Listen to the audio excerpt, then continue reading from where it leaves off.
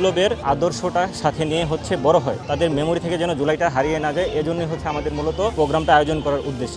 University থেকে এসে, college থেকে আসছে, স্কুল থেকে, মাদ্রাসা থেকে যারা আসছে, ওই গ্রাফিতিগুলোকে আবার 3টে ক্যাটাগরিতে ছিল মানে অ্যাওয়ার্ড দেওয়া, পুরস্কার দেওয়া হবে, সবার জন্য সার্টিফিকেটের ব্যবস্থা আছে। অত্যন্ত গুরুত্বপূর্ণ একটা আন্দোলনের মাধ্যমে শহীদ মুগ্ধ, তারপরে আবু সাইদ, এদের মাধ্যমেই আমরা যে স্বাধীনতাটা পেয়েছি, আমরা চাই না এই স্বাধীনতাটা এত তাড়াতাড়ি ম্লান হয়ে যাক। আমরা এই স্বাধীনতাটাকে বাঁচিয়ে রাখতে চাই, সবসময় এই আয়োজনটা জারি রাখবো ইনশাল্লাহ। জুলাই গ্রাফিতি পেন্টিং নামে একটা প্রতিযোগিতা হচ্ছে, এটা মূলত হচ্ছে আমরা এখানে যত স্কুল কলেজের পোলাপান আছে তাদেরকে হচ্ছে আমরা এখানে এঙ্গেজ করতে চাচ্ছি।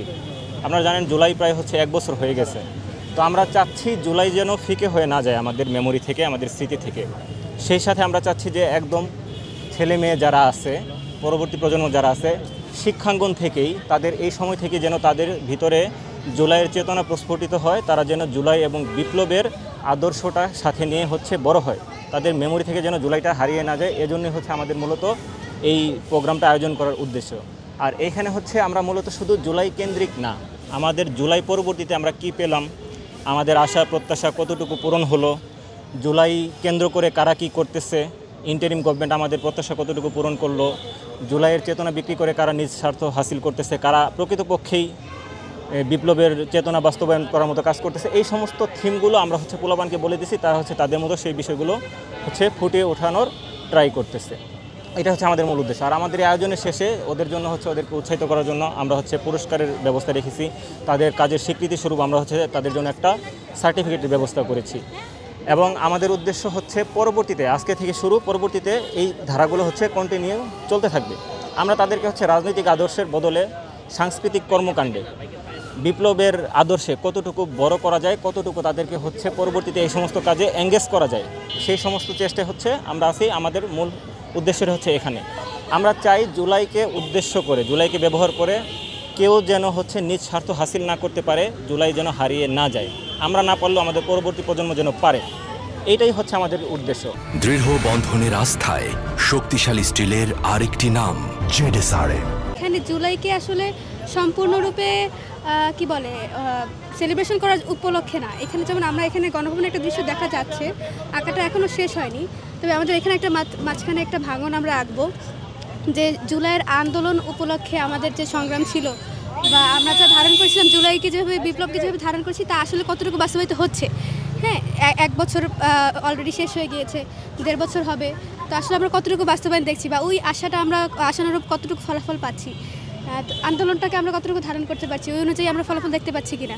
তো এইগুলো বিষয়গুলো আসলে ফুটে ওঠার জন্য আমরা চেষ্টা করছি। এখানে আসলে শুধুমাত্র জুলাই বিপ্লবকে আসলে 1 বছর পর নতুনভাবে মানে আঁকা কি গ্রাফিতি করছি না। শিল্পীর আসলে আলাদা ভাষা থাকে, এক একজন, কেউ ক্যালিগ্রাফি করছে, কেউ, এটাকে আসলে আমি মনে করি না গ্রাফিতি বলা হয়।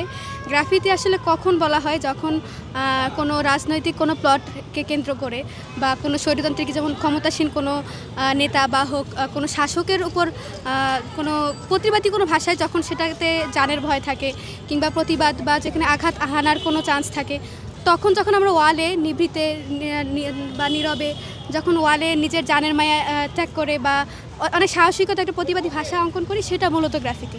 এটা আসলে আমরা মূলত কি বলা যায়, এটাকে ওয়াল অঙ্কন করছি, এটাকে গ্রাফিতি আসলে বলা হয় না। আপনি এখানে কি অঙ্কন করেছেন, এটা একটু বলবেন? আচ্ছা, আমি এখানে সংসদ ভবনের মূল ফটক, যেখানে হচ্ছে 5 আগস্টে জনসমুদ্রের জোয়ার দেখতে পাচ্ছি, তবে এখানে মূলত আমি ওই যে শুধুমাত্র জুলাইকে ধারণ করে এমন কোনো সিনারি এটা ফুটিয়ে তুলতে চাচ্ছি না, আমার আঁকাটা এখনো শেষ হয়নি।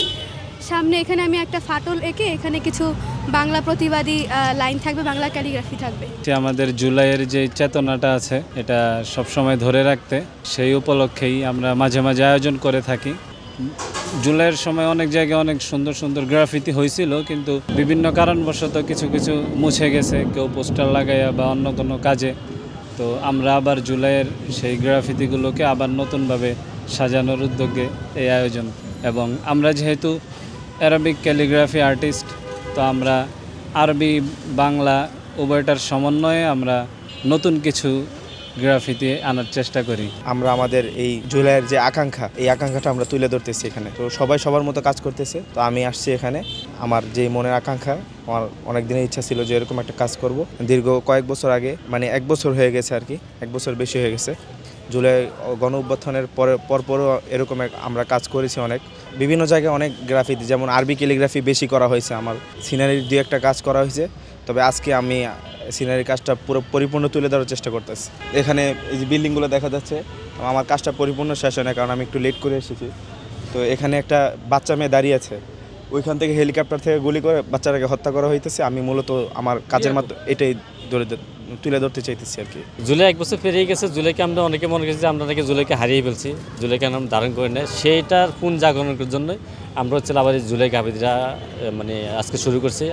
এবং এটা হচ্ছে একটা প্রতিযোগিতা হচ্ছে যে গাফিতি সেরা সেরা যে টিমগুলো বা ইন্ডিভিজুয়াল ইউনিভার্সিটি থেকে এসেছে, কলেজ থেকে আসছে, স্কুল থেকে, মাদ্রাসা থেকে যারা আসছে, ওই গাফিতিগুলোকে আবার 3টে ক্যাটাগরিতে ছিল মানে অ্যাওয়ার্ড পুরস্কার দেওয়া হবে এবং সবার জন্য সার্টিফিকেটের ব্যবস্থা আছে।